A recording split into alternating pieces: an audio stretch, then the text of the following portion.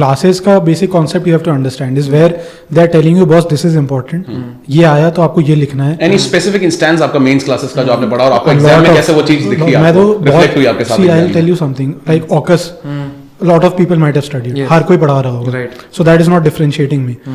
Though that LED question, Faizan sir, that was the first topic he had told us, and I remember I was sitting and I said ये घंटा नहीं आने वाला है, because this is a 15-year-old thing. 10 साल पहले Nobel मिला होगा, it is not coming, and it was a 15 marker in the exam, and I had not made notes about, but I was not convinced कि ये आने वाला है. But जब मैंने वो question देखा ना, I just flipped the pages. I started remembering what Faizan sir had told me, and that would have been a differentiator.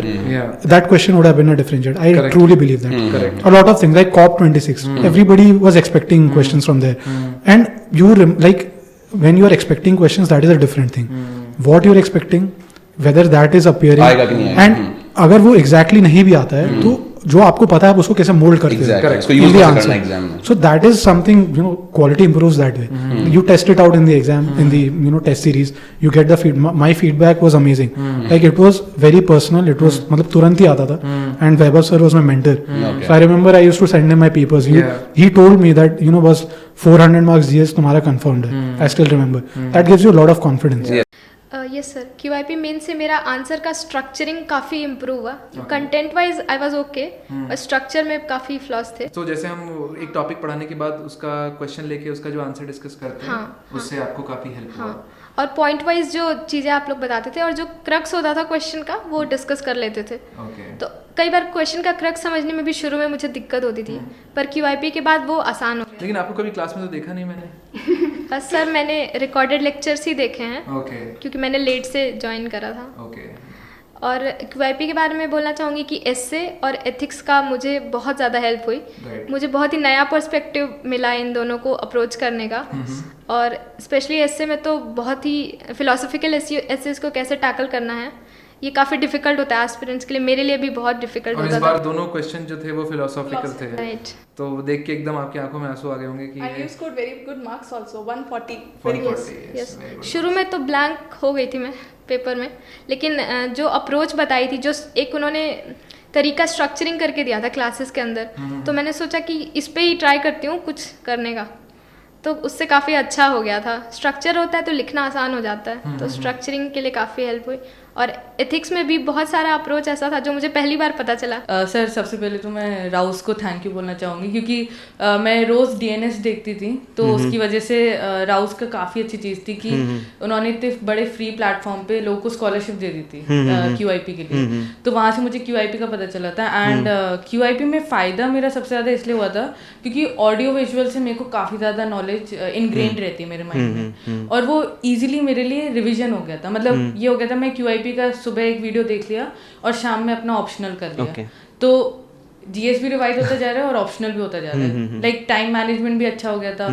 और प्लस ग्राफ्स वगैरह, मतलब इको का आप कर रहे थे, ज्योग्राफी का वैभव सर, IR और इंटरनल सिक्योरिटी का मंगल सर, पॉलिटी का नावेद सर, मतलब ये सारा मिक्सचर होके काफ़ी अच्छे से मेरा रिविजन हो गया था.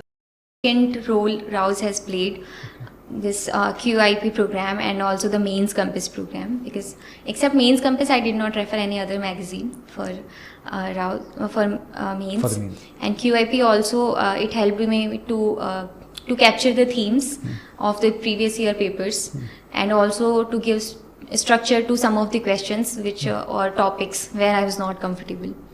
And QIP classes also I attended, and I got a very clear picture of some subjects and some questions which maybe I could not handle without QIP's help.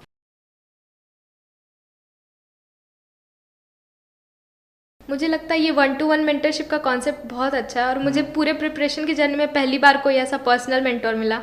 और मेंस की प्रिपरेशन के पहले stress level बहुत high होता है, तो ma'am का हमेशा मैसेज आ जाता था कुछ मोटिवेशनल, तो उससे बहुत बूस्ट होता था कॉन्फिडेंस. और एक था कि कुछ भी डाउट रहेगा तो मैं पूछ सकती हूँ, तो ये कॉन्फिडेंस काफ़ी हेल्प करता था. और मेंटर तो राउज में मतलब अलग ही लेवल में को मेंटरशिप मिली थी। अभिषेक सर मेरे मेंटोर थे। अच्छा। और मतलब उन्होंने खुद मेरे को रीच आउट किया था। जनरली स्टूडेंट रीच आउट करते रहते हैं मेंटोर्स को और मेंटोर्स इतना टाइम नहीं दे पाते, बट राउज की टीम ने खुद ईमेल वगैरह किया था मेरे को पहले, और फिर अभिषेक सर ने खुद मेरे को रीच किया था। उन्होंने सब कुछ मुझे गाइड किया था कि क्या कैसे सोर्सेस करनी है, एंड वो हमेशा पूछते रहते थे कि कितने टाइम में पेपर खत्म हो रहा है, कितने क्वेश्चन छूट रहे हैं, क्या इशू आ रहा है, क्या प्रॉब्लम आ रही है, साइकोलॉजी में सब सही है कि नहीं। तो ओवरऑल मेरे को काफी वार्म सा सपोर्टिव सा एनवायरनमेंट मिला था राउस से, और मेरे को काफी अच्छा लगा था sir. Okay. So I think more than the classes, more than everything, test is most important. So for be it prelims or be it mains, I think I relied on tests only.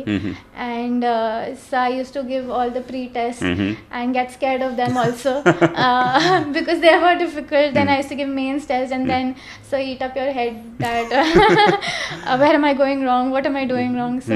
So I think somewhere that has also helped me a lot. Yes. So evaluation and feedback I think was the most important because when you're writing tests you do not know even by looking at just your answers whether you've done right or not. I think when someone explains it to you it will pinch you, but then that is important. Yes. So I used to sometimes be very motivated that I can make it, and sometimes I used to get demotivated also that I made such a stupid mistakes, but I think those stupid mistakes and learning from them only count. So mains evaluation and especially one-on-one call I used to have with sir or ma'am on over call, and they used to explain me that you could have done this better, or you could have made this diagram, or you could have written this, underlined this. I think all of that played a lot.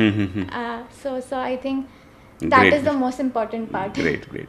In general मैंने मॉक्स ज़्यादा नहीं दिए थे second और third attempt में, क्योंकि मैं previous year question पे ज़्यादा फोकस करती थी, बट मैं ओपन मॉक जरूर देती थी और प्री परीक्षा मैंने दिया हुआ था सेकेंड और थर्ड अटेम्प्ट में भी। और मुझे उसका काफ़ी अच्छे क्वेश्चंस लगते थे क्योंकि वो कॉन्सेप्चुअल उस पर होते थे, मतलब it use to make my mind think, not just अच्छा ठीक है ये रटा हुआ है तो कर दो, वो वाली चीज़। सो एप्लीकेशन बेस्ड क्वेश्चन ज़्यादा होते थे। आई मीन क्योंकि यूपीएससी में भी फाइनली रटे हुए क्वेश्चन में भी एप्लीकेशन लग रही हो। इवैल्यूएशन टीम एक तो मतलब काफ़ी जल्दी रहता था, मतलब मेरे को टाइम पे मिलता गया, और वही माइक्रो कमेंट्स का काफ़ी अच्छे से लिखा होता था, मतलब एग्जाम्पल कोट कर दिया जाता था कि जैसे वो लिखते थे कुछ सजेशन तो बता भी देते थे उसी समय कि एग्जाम्पल में क्या करना है।